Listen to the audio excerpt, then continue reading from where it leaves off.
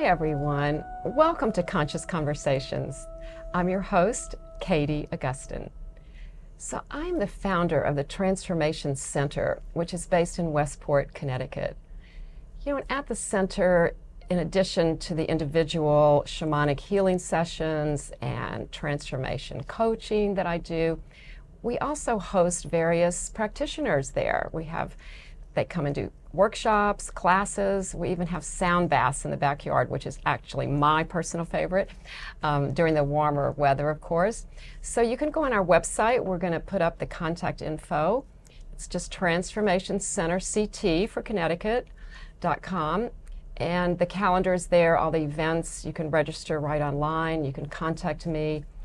You know, because really everything we do at the center is focused on you and having you gain a greater self-awareness. And from that place, you can consciously create the life that you love. You know, let go of your limiting beliefs, transform them into empowering beliefs, you know, and just take a stand for yourself. It's really important. So I welcome any questions. We do a 30-minute complimentary consultation over the phone. So just reach out and stop by in person if you're ever in Westport. All right, so, you know, I started the Conscious Conversations podcast show because I love meeting new people and finding out about them, you know, what they're up to, you know, who they are, really. That's my favorite part. And today, I'm so excited. My guest is Joanne Secky. Welcome, Joanne. Hey, thank you. You know, we haven't known each other that long. In fact, this is only probably the third time we met in person, maybe. Yep. Because Joanne came from quite a distance to be here today. Thank you for driving down. Yeah. Louisiana, no, New York. Yeah, but it was a little bit of a far, not just close by New York, I know. So I talked her into doing it because I really, you know, we could do this on Zoom, but to me it's just better to connect this way. Agreed. Yeah. So I'm just going to read a little bit about you before we get started. Okay. So our audience, you know, this is her background a little bit. Yeah. And we're going to put up her slide, which also shows her contact info, just in case you have more questions. You can email her or call her or visit her website. So Joanne has been an independent financial advisor for 30 years. Yes. Yes, and it's kind of interesting because I met Joanne through our holistic health practitioner group. You know, we do have financial advisors in the group, because that's not a disqualification, right? Yes, and she was the rare woman to be hired by Shearson Lehman Brothers. Remember them? And that was in South Florida, way back at the age of 24. So you can do the math and figure out how old she is now. But she told me that she is proud to be one of the founders of the Women's Chamber of Commerce of West Palm Beach. Yep, so Palm Beach Women's Chamber of Commerce. Yeah, it was very needed back then, and yeah, I'd venture to say still is. So that was a while ago? Yeah, it was right after I was working down there in the early 90s. And you saw the need for it. Yeah, wow. It was a group of women. We came together as business owners, and I love that. Yeah, that's really cool.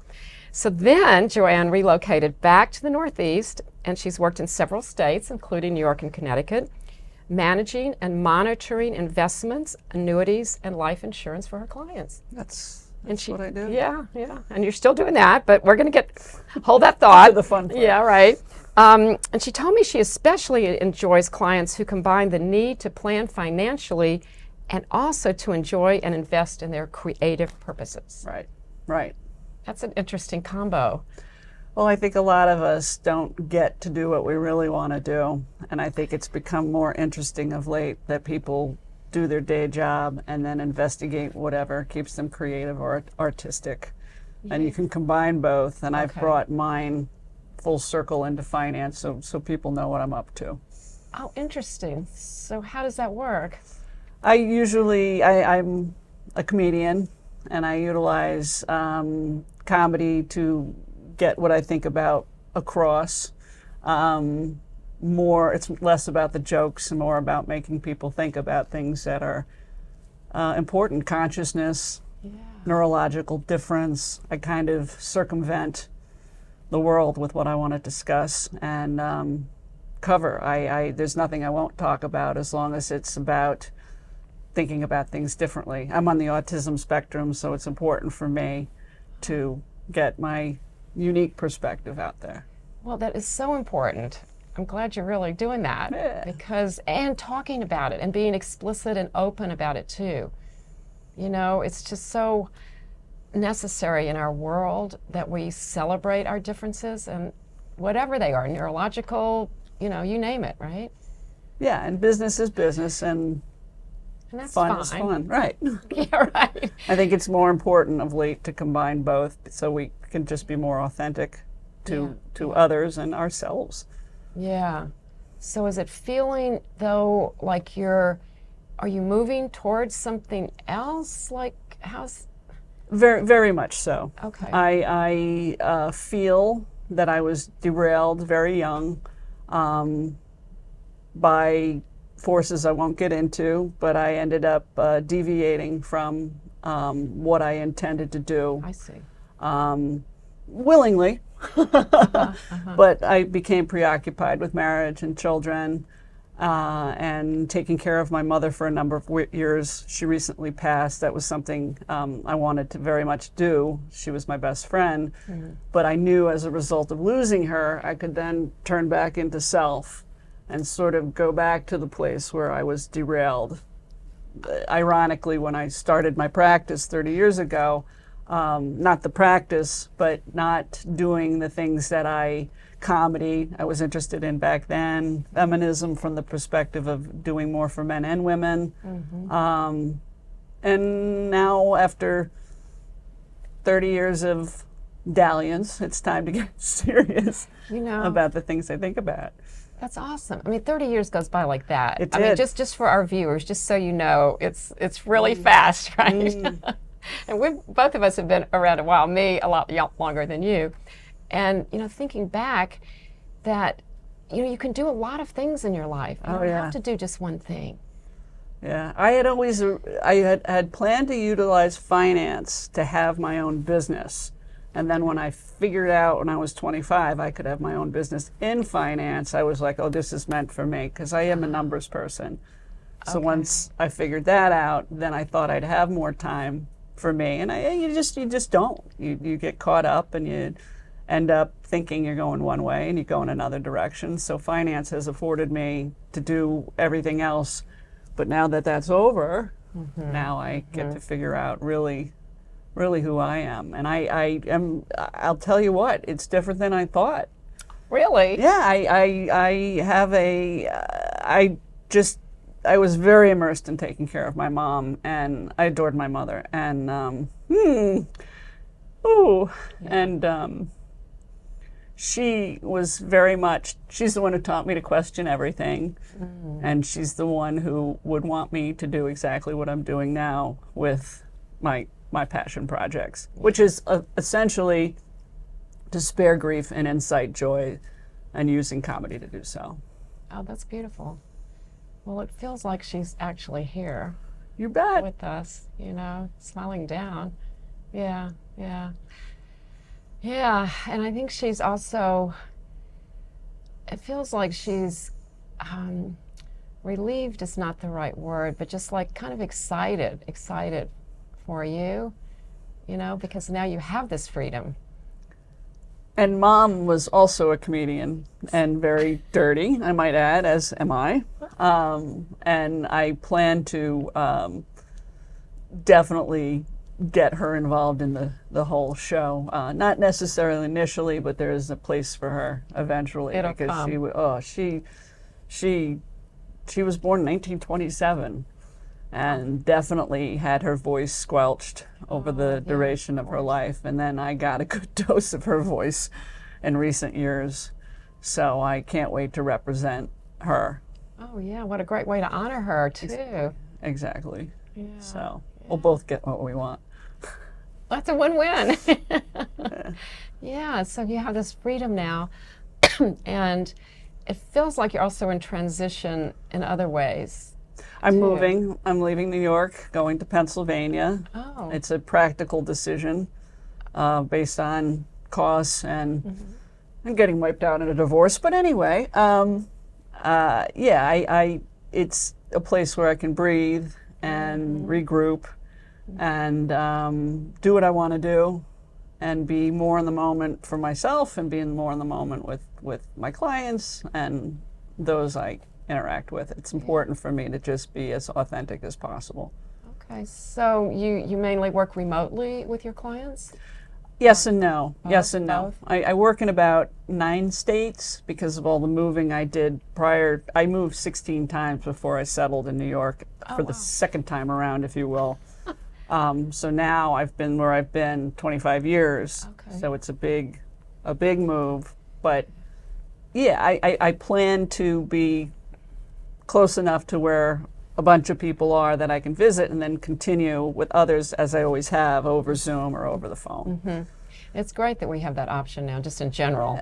Yeah. If you have, I mean, phone works exceptionally well still because that's what people in our age group are used to. So it doesn't really blow anybody's mind. That's true. So do you have to literally be licensed in every state where you do work financially?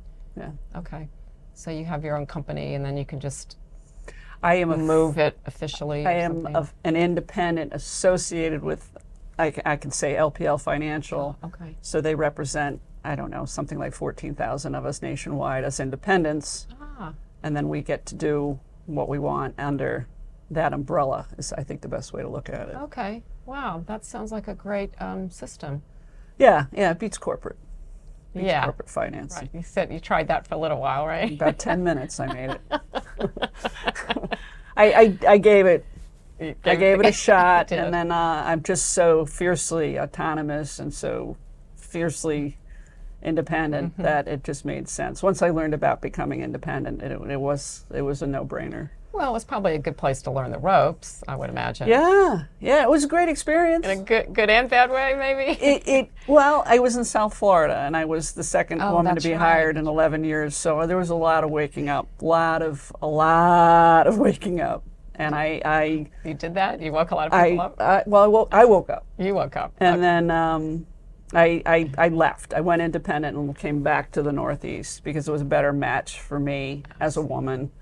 And it was less heartache. The South was very sexist, racist things that I Well, I'm actually a little familiar with that because I grew up in South Louisiana, in Baton Rouge, and it's a beautiful city, town, and great people, etc. But I tell you what, after living in the Northeast, it opened my eyes too, and I realized, it's a lot of still that old boy network and still racism. I hate to say it, but I still see that too. I have a son coming into finance, and he's about the same age I was when I started, and I'm blessed that he enjoys finance and sees what the gifts he'll bring. But it's hard sometimes because I got to bite my tongue because he just has no idea how hard it's been for women in that field. Well, he'll learn, hopefully, and that's the only way. We can't tell our kids anything, right? I'm sure you will agree with that. I use jokes, but none I can tell you here. Maybe you can share some with me. I will. I have a 33-year-old son who's great. But, it's their path, it's their life, and you have to learn for yourself. They have to experience it. You can't tell them anything, which I don't remember, maybe you were different, but I don't remember my parents being able to tell me anything either. Yeah, anything good or helpful. I was the mistake child of much older parents. My journey was very different. My siblings were much older. But I know that I have 22 and 25-year-old sons. It's individuation time. And the more they can do that, the better life choices they'll make. They will probably not make their mother's mistakes, I hope. And it's. But if they do, that's okay too. Hey, it's the less I have to do with it, the better. But it's that time. It's the time that I didn't take. That we end up often as women paying a price for, but no disrespect to men. I know they mess up too. And I think, right now, my take on it is that young men are having even a more difficult time than young women, and that's just kind of what I'm seeing, but it may be that I'm just not seeing it, because I have a son, and I'm not seeing, you know, the other side of it. Maybe if I had a daughter, it would be a little bit different. I don't know. Probably. Oh, very opinionated there. I think it isn't a contest, but I think it's a very challenging time to be young. For everyone. For everyone, because I fought to break generational cycles that I'm now paying a price for with my children. I'm not trying to create a bigger conversation, but because I stood up to things, I thought they'd have more respect for what I stood up for, and it's just not the way it works because they don't shoulder the same experiences. So all the more reason that they individuate. I broke multi-generation cycles of abuse and stuff. I'm writing about it. My book, I'm writing a few things, but specific to that is Laugh So I Don't Die. Oh. And it sounds little, but it's meant to make you laugh about the things that cause you pain. Okay. All right. Well, gosh, that's a really good place to go, because it's another way of, you know, because I think we have to somehow experience the pain and deal with it, right? Yep. And why not laugh about it as you're doing everything else, right? Yeah, and I caught myself in raising my kids, and in recent years, Chris Farley is actually a comedian that was, that I'm not trying to start a huge conversation, but he was very influenced by humor used for the wrong reasons. And I caught myself being overcompensating with humor, not because I was doing it on purpose, but that's just how my brain reacted, because that's all I knew to deal with the pain. And I caught it, and you know, I know the difference now between when humor turns negative, or so like putting people down kind of humor. No, just something would happen that my brain couldn't take in, so it became funny even though it was horrible. So it has nothing to do with other people, but just my own, the way I would take something horrible or hearing something, and my brain would just go, and that was tied to my family and my upbringing. Very humorous group, but very dysfunctional group. Yeah. So it's like deflecting in a way. Oh, absolutely. Yeah. And I enjoy researching different comedians. I enjoy everything from Carl Jung to Mary Magdalene, like all of it in the spirit of just awareness. And I don't want to create more pain for anybody. I'm not. That's not why I'm here. I wanna make people be able to stomach their pain. Yeah. So it's kind of the opposite, really. Yeah. I'm still messing with it, but I think I'm onto something. Yeah. No, it sounds like it, Joanne. It's really it's honestly, it's not something I've given much thought to, so it's really interesting to me to learn about all of this. And you know, and my husband would tell you that I have no sense of humor, which is not true. Which is not true. Him. I'm here. I love it. You're great. Okay, he's gonna have to watch this. But I think I just don't laugh at the same things that he does. Yeah. You know, we're all different, right? I mean, you've probably seen that, like when you're doing, you do stand-up comedy, like shows. So when you're looking at the audience, I mean, how does that work? Who do you see, and how do they react? Oh, that is probably the biggest level of self-entertainment. I'm one of those comedians that it's if I can, there's people I liken myself to. And I don't know if you're familiar with Louis C.K. Kind of, he's gotten in trouble of late. That's not where I'm headed. Good. But he has a way of bringing you in, so then he gets to say what he wants to say about it. So yeah, I've learned how to bring people into my world and then make them laugh at very horrible things as a result of what I've experienced. And I don't do all of that. There's plenty of lighter, funnier, observational and other means of, but laughing at trauma is definitely part of what I want to do, because I have had to look at it in a healthier way from once demonizing it to making it truly comedic, because you can get there. It works. It works. It works. It just it's different flavor, different flair, and I think men have had the luxury of doing that much more than women in comedy. I think women still self-deprecate too much and end up having to feel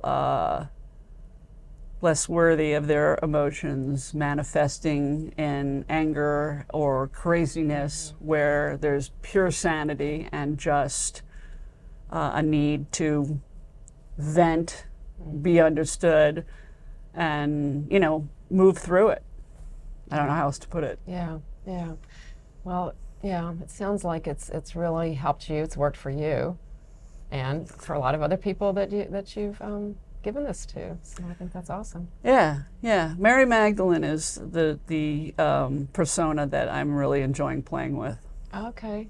because she kind of got the shaft, Yep. and Yep. she can give it back. She can dish it. She's divine masculine, divine feminine. She's a beautiful combination of both, and is not and wants harmony in male and female energies. There's nothing, no disharmony, just not even considered when you think about her or when I think about her. Oh, wow, that's cool. Yeah. We'll have to tune in to see some of that. I have a plan for her that I have to tell you privately, because I do cross into a realm that's not appropriate for here. Right. But I Okay. do both sides. All right. Good.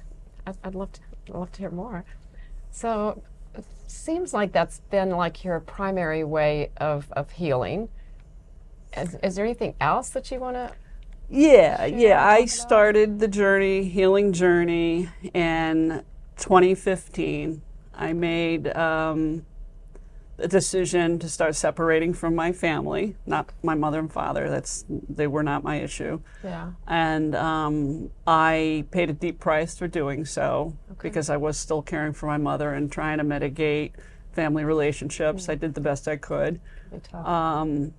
I was diagnosed with CPTSD, complex post-traumatic stress disorder. Wow. And comedy aside, wasn't a big part of my life then. It had been previous. But a lot of work. A lot of work with the gurus, a lot of work with Pete Walker's book on CPTSD, probably the Bible out there. And then I had a big awakening in 2022. I was very aware, very conscious. There, we can throw that word in there. I was very conscious that my brain could no longer navigate all that it needed to, and the pain was going into my body in a way that I just was unfamiliar. I would liken it to maybe fibromyalgia. I don't know. Yeah. And severe pain. Yeah, and I found myself for a few days soaking in the tub. It was the only thing I could think to do. And I went out I remember reaching forward, draining the water, sat back, and I went out for like 4 hours. And I came to, and I was different. I stopped. I had been medicating with alcohol for a number of years. I stopped drinking. I lost weight. I was led to stop eating meat. 67 other things. It's really quite comprehensive. Yeah. And I just stuck doing the work, all the way realizing I'm going to lose my mom soon. So I got to get my act together before she leaves the planet. So it was good timing for her loss, but the work I had done, almost 10 years of work in preparation for letting go of the grief. My mother did not want me to carry the grief after her death that I carried through life. Oh, wow. And I was carrying her grief, my father's grief. My father was in World War II. His father was in World War I. There were a lot of generational stuff. Generational trauma. It definitely gets passed down. Well, I have to really want to acknowledge you and everything that you've done, Joanne. It's really, I'm blown away, actually. So Thanks. I just want to acknowledge you for that. But it's always. I woke up with the calling. I woke up with the purpose: spare grief, insight, joy. It's beautiful. So that's where I'm headed. Well, thank you. And Thank you. Thank you for being here today. Thank you. We're going to start to wrap up. Oh, man. We didn't know where we went. That's where we No. went. And it's a lot. And it's all, it's all good. Yeah. Yeah, as long as it saves somebody an ounce of grief, it's well worth it. Yeah. So there's resources out there. I mean, what you've done is one way of doing it, and I think you had the awakening because it was time. It's time. Divine timing, I totally believe in that. It's not our timing, So it works. It leveled me. Yeah, yeah. But here you are. Yeah, yeah. And it's beautiful. So thanks again for being here. Is there any last thing you want to share before we wrap up? No, just check out Natural Born Redhead and Natural Born Redhead on Facebook. Okay. And just let's know, put up our slide one more time. and just know I'm very dirty. Yeah. Not for everybody. But you'll laugh and you'll cry maybe. I don't know. Of course. Yeah. Okay. It's no fun if you don't cry. That's part of the healing. It's all part of it. Yeah. Well, Thank thanks you. again. Thank you. Thank you to our audience for being here today. Thank you to the Westport Library for hosting us, First Host Studios. We love you guys. And tune in the next time. Thank you. Namaste. Jai Ma.